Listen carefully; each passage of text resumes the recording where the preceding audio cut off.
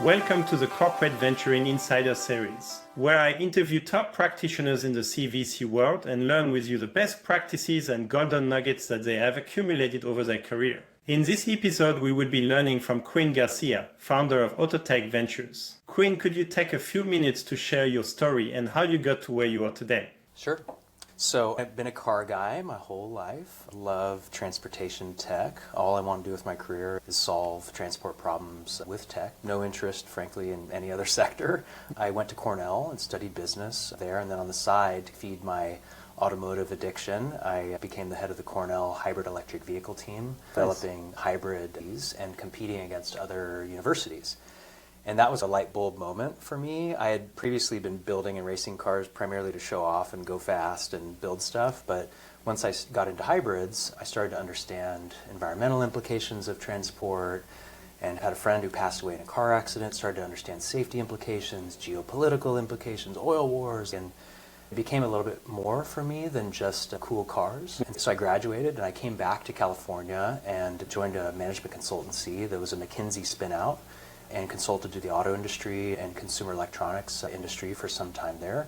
Then went to grad school at Stanford and studied a combined master's program, on one hand management science, basically quantitative MBA for nerds kind of thing. Okay. Right after I graduated, I met a person named Quin Garcia and joined this wacky Israeli American company called Better Place as part of the founding team in 2007 with a vision of going to nations and deploying electric car recharging infrastructure around those nations and then selling subscriptions to consumers to use that. And we raised about $1 billion in venture funding for that. And I moved to Israel and did essentially technology partnerships in Israel, and then moved to Japan again, business development, tech partnerships, and then off to China. And so about 5 years in total with Better Place. And while I was living in China, I started to see that the tech giants were beginning to enter the transport sector. And as the tech giants started to enter, those incumbent transport corporations and automotive corporations started to become more open to embracing innovation from outside in the form of startups. And they started to invest in startups and do projects with startups and acquire startups. And I started to see that and said, hey, I want to create the world's leading mobility VC firm, and I want us to be a bridge between corporations who are hungry for external innovation and startup companies, and entrepreneurs who have some dream of solving some transport problem with tech but need capital and assistance in scaling up. Corporations are phenomenal at scaling. They're a little slower to innovate. Startups, phenomenal at innovating, slower to scale.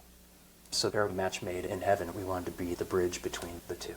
The bridge and the interface, because many times it's actually very hard for big corporations to understand startups and startups to understand big corporations. So I'm sure this is part of the value add you bring. That's right. The way our business model runs is we're a financially motivated investor. So we manage funds. We invest purely for financial gain. Out of those funds attract deal flow. We see about 2,000 startups per year. Out of those funds, we invest in about 7.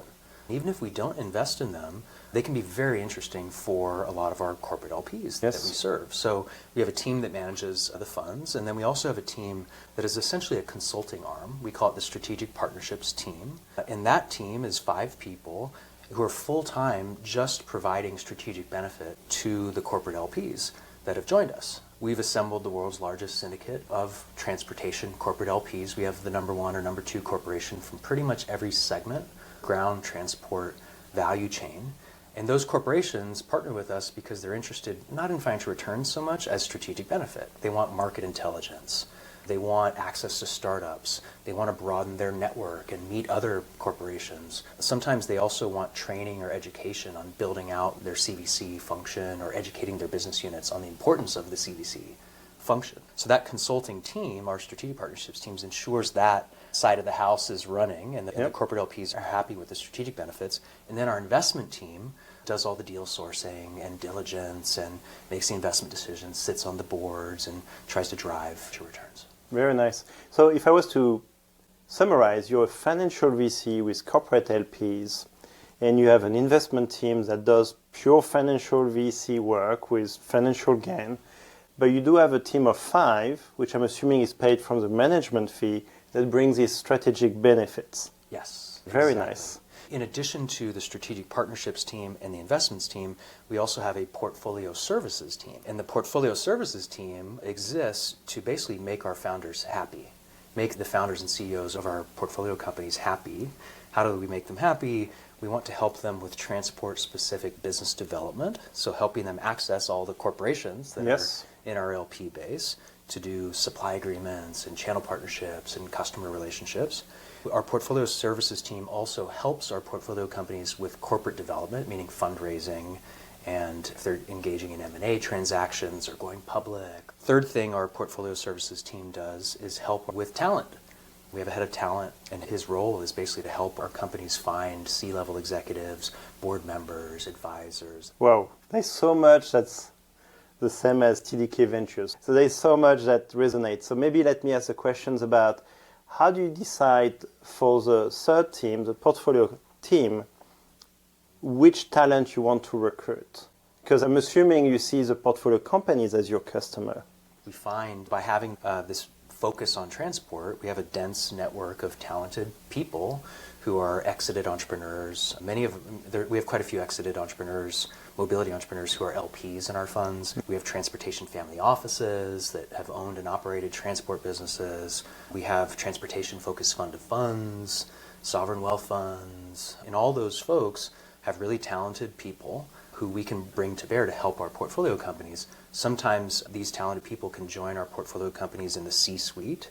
Sometimes they'll become an advisor to the CEO. Sometimes they'll become an independent board director. And so oftentimes when we're also looking at diligencing a startup for investment, we'll also find those individuals in from our talent network and say, hey, we're thinking about investing in this company. What do you think? Would you like to get involved?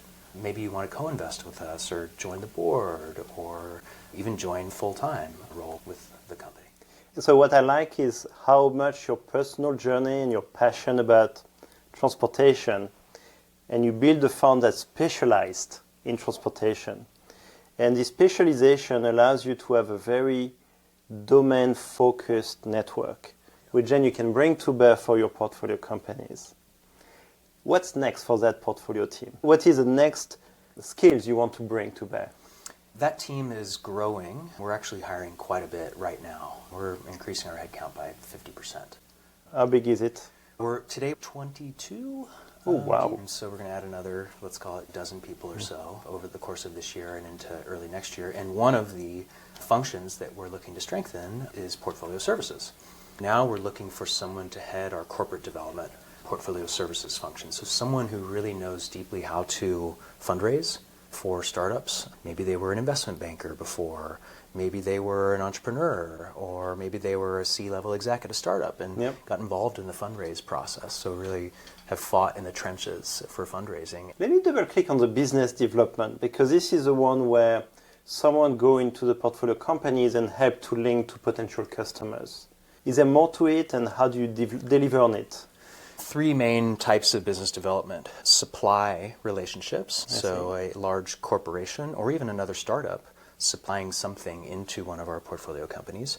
Channel partnerships, meaning third parties that our portcos can use to access customers, intermediaries, if you will, and then direct customers. So those are three types of BD relationships that we focus on.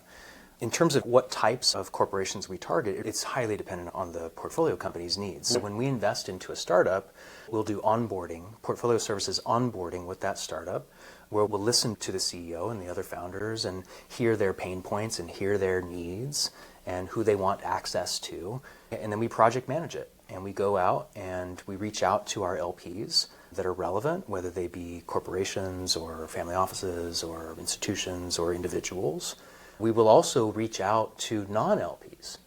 So even though you're not the typical corporate VC, you have three superpowers that I'm picturing now. You have, of course, this domain-focused network. You have these corporate LPs you can bring to bear and get knowledge and share back and connect. And then you have this portfolio team. Is all of this funded through the management fee, or is it some of it funded from the portfolio companies? How does that work? Only management fees. Only management fees. We never charge any additional portfolio That's services to our portcos. We don't charge any consulting fees to our corporate LPs. It all comes out of management fees. This is a golden nugget here. So one of the discipline of a financial VC is to build very good, high conviction investment thesis. Yeah. How do you go about building an investment thesis? And here I'm thinking about the audience, thinking about what are the best practices you've developed to build an investment thesis? Variety of ways. One, meeting a lot of companies, just meeting a ton of startups. I think one of the very best parts of our job is we get to meet these brilliant people, amazing people, who are extremely expert in this one very niche domain. So you get to basically interview a world expert in something, right? And learn something new every day. And so by interviewing a bunch of really expert people, you can start to form a view on a given investment domain, a given space. And that's one way you can do it. There's also really brilliant people inside of corporations who are domain experts that have spent their career in some niche, some specialization. And so we go and we talk to our corporate LPs executives and interview them and get to know them, learn their pain points. What do you need is often what we ask, and hear their pain points. But if you listen only to one side, you get skewed a little bit. If you listen to entrepreneurs too much, they can lead you astray, right? If you listen to corporate executives too much, can also lead you astray or cause you to have blinders on, if you will. Very important to listen to both sides, and truth is often somewhere in the middle. So meeting a lot of companies, spending a lot of time with our corporate LP executives, talking with other VCs, also really important. Hiring our team, right? Growing our team and finding world-class people on our team. We have a bunch of other talented people. I won't go into all 22 of us, but everyone can check your website. And I'm sure by the time they watch the video, maybe there will be a few more added anyway. How do you recruit? So we have a head of talent. His name is Tyson Bennett. He and I work very closely on recruiting. He does our internal recruiting for our talent to join us, and he's running 10 searches in parallel right now, so he's a very busy guy. And so he and I work closely and build relationships with talented people who have skills that we lack. So my kind of personal approach to recruiting is look at an organization and do a gap analysis, basically. What are we missing? And what are we missing could come in the form of network. There might be a community that we really want to access, don't have access to. Maybe it's a country, India, for example, or Massachusetts. So community is one thing that we look at. How can someone bring a Rolodex to bear to benefit our firm? Another thing we look at is credibility, right? So the perception of the outside world that they have about a person, and if that person is perceived very positively, it's great for our firm. It builds our brand to have people that are super respected as part of our organization. Third thing that we look at is skills. How do you actually get stuff done? The ability to complete tasks in very simple terms, right? So contacts, credibility, skills are what we're often looking at when we're hiring someone. We're looking for thought diversity. So we're looking for someone who thinks differently than us, that knows something that we don't. How do you interview for that? That's a good question. So you can ask very pointed questions around someone's personal Rolodex, if you will. Where have you been? Where have you lived? Which companies? Which communities are you a part of? Which cultures do you understand? Another is, what tasks have you completed? Right? What have you built before, right? And you can get a feel for what people are good at. And you can also test them. So a lot of times, many interview processes, you'll ask the candidate, hey, let's work on a project together. Let's see how we work together. It's a bilateral relationship. It has to be a match. For hiring people to join our firm, but also entrepreneurs.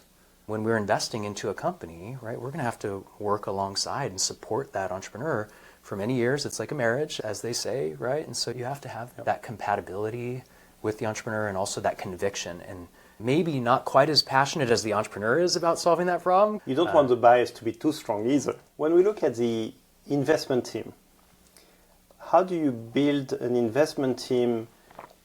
You talked about the diversity of thoughts, but one team that could actually start to build not just investment thesis, but contrarian view. And how do you have a process that allows a contrarian view to get all the way to an investment?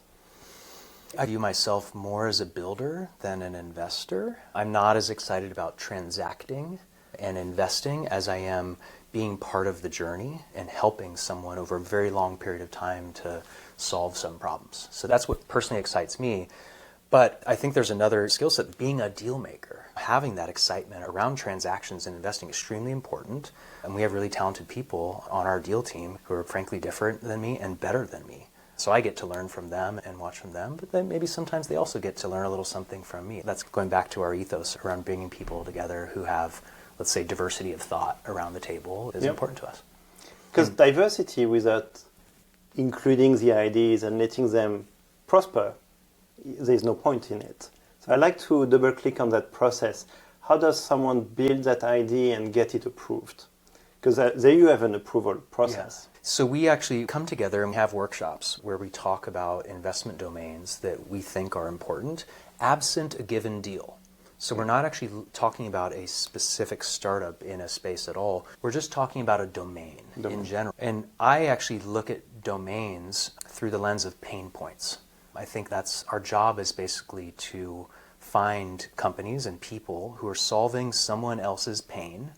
And what is technology? Technology is automation. You're automating a human task with technology. So how can we solve pain points by automating tasks for someone? So we like to ask around and talk to folks, hey, what's hurting you? Not only our LPs, but other folks in the outside world who are not in our LP base. So listen to people's pain. And if there's enough pain in a given domain, that's great, check. Then the next question becomes, is there an opportunity to use technology or an innovative business model? So those are two main forms of innovation, business model or tech to automate tasks, right? So there's some opportunity to use one or both of those things to solve the pain. Another question then becomes, if you have a big pain, also known as a great market opportunity, and you have some ability to use tech or business model to solve that pain, then is there a team that's actually out there that's uniquely qualified and capable to realize that vision? That's another question. I can see your personality as builder. Not just building Autotech Ventures, but also building for your portfolio companies and helping you build. And that's probably why you have this portfolio team. You really want to help your entrepreneurs. How does your team engage with the entrepreneur, maybe interview the entrepreneur? I'm sure you have a few tips you can share with the audience. Everyone on our team has a different style of assessing mutual fit with an entrepreneur. So I can't speak for everyone. I can say in my case, right now, I'm actually exploring very deeply an investment with an entrepreneur right now, and we've spent a lot of time together. We went skiing together, right? We went to a Sharks game together, hockey game together. So spending a lot of time just getting to know someone deeply, understanding not only those three dimensions I mentioned earlier, right? So context, credibility, skills, but their personality and their personal history, because that one's life experiences colors one's behavior going forward, right? So you can learn a lot about someone's future behaviors by looking at their past behaviors. You want to ensure the match, because you're in it for probably 10 years together. I think that's a golden nugget, which is when you invest so early, do spend time with the entrepreneur. Don't just do 1 hour, 2 hours. It really matters to get to know them, but them to know you. Now let's talk about a different type of match, which is your VC with a corporate LPs. You've raised 2 funds. Is there any tips you can share about how do you make sure this is a match on both sides? It goes back to openness. Being upfront with the LP about what we think we're good at, what we're not good at, the types of interactions or services that we want to provide them, and the types that we don't, right? The way we will behave with respect to investments, right? So we're very upfront with LPs that we will only invest for financial gains. We will never invest for your strategic benefit or not invest for your strategic benefit. We'll invest for financial gains, but there's this wonderful collateral benefit of having all that deal flow and having these consulting services, if you will. Another thing that we're very upfront with our corporate LPs about in the early days is we will never, ever share a startup's confidential information with a corporate LP.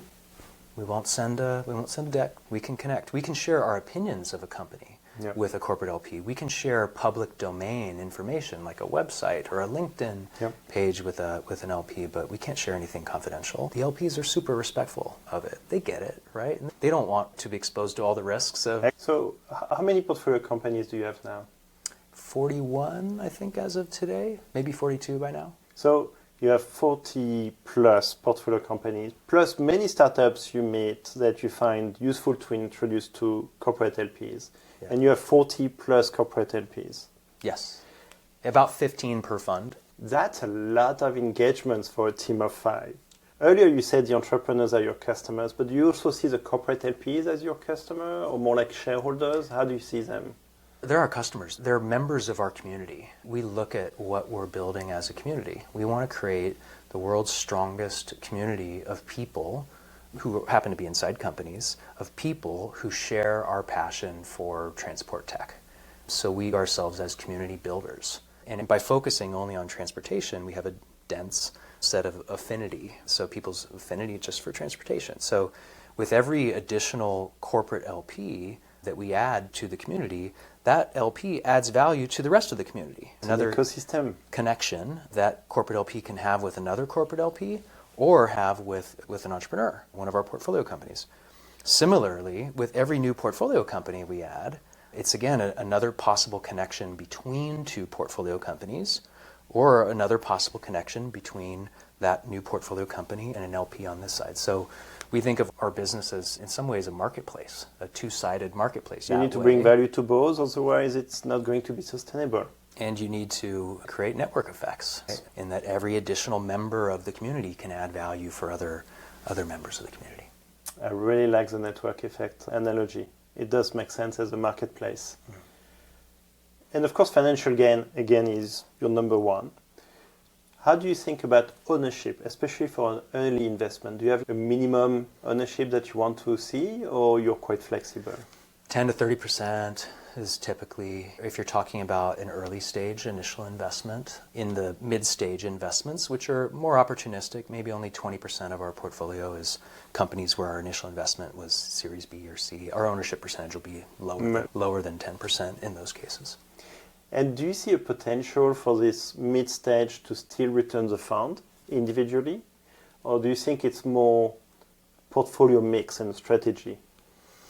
There are a mid-stage company, on average, is less likely, is a lower risk return profile than an early stage company. So lesser likelihood of returning the fund, also lesser likelihood of turning zero, right? Yeah. So slightly lower risk return profile, but mid-stage companies, they can really go big and be capable of returning the fund. So we're probably underwriting to a slightly lower likelihood of it returning the fund, but a non-zero likelihood of returning the fund. We did a number of mid-stage investments in our Fund 1 some years ago and had some great outcomes. Indie Semiconductor went public a couple years back. Their stock has been trading above $10, and the company's been doing quite well, and that was a mid-stage investment for us. Spot Hero, number one parking app in North America, basically off-street parking marketplace. That one's been very successful. During COVID, no one was parking, but their business has come raging back. Really well-run company. Another mid-stage investment for us that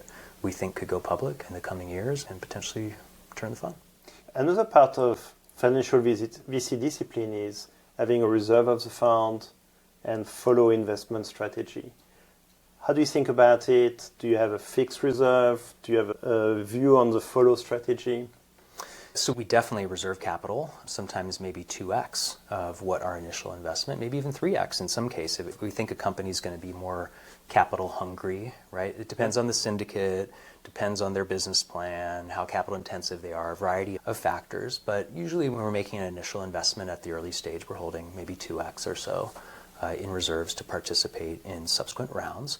If our initial investment comes at a mid-stage, presumably the company won't need as much capital because it's become a little bit more mature, and so we can hold a little bit less in reserve, maybe 1x. Or if we think it's going to be very high likelihood of being the last round, you could even have a scenario where you don't hold a reserve. And then did Mike Tyson say everyone has a plan until they get punched in the face? So you invest, and then all kinds of unexpected things happen after you invest, and then you have to dynamically reallocate your reserves. Some companies are outperforming, and you can increase the amount of capital you invest in them, and some of them are not doing great, and maybe you actually, because they're not doing great, you want to invest more to help them along. In some cases, they're not doing well, and you realize that there's not a clear path to success, and you just have to cut your losses, if you will. Sometimes it's hard for the investment person who did the investment to see it. How do you make sure that somehow you normalize it? It's both a great thing for a deal lead, a deal maker, to have that conviction and passion and bias. It's an opportunity, it's a wonderful thing, but it also sometimes can be a disservice to the firm or the investment, the fund, the LPs, right? So you have to strike that very careful balance of having strong conviction and bias, but also counterbalancing voices. So when it comes to follow-on investments, the deal lead comes to the rest of the deal team and makes the pitch for subsequent. And that's important. So we're getting to the end of this interview, which was really fascinating. I want to ask for the last 2 minutes, tell us what you are excited about investing next, 12 months to 18 months. I personally am very excited about auto repair. I'm a former auto mechanic. In college, I was an auto mechanic. I was engineering and diagnosing and repairing a lot of our prototype that we were using to promote our business. And so really passionate about repair, not only due to my past experiences, but also the amount of pain. Going back to our discussion around pain points, consumers hate getting their car fixed. It's a very painful experience, and so I'm really thinking a lot about how could you solve for that to make getting your car fixed a better experience. From a painful experience to something delightful. That's right, or at least tolerable. Very good. Thank you so much for your time. This was a really wonderful interview. A lot of best practices, touching actually on financial VC discipline as well as working with corporates, having 3 different teams with very different functions, and I can see the entrepreneur's first mindset coming through everything you do. So thank you so much, Quin. Thank you. This is fun.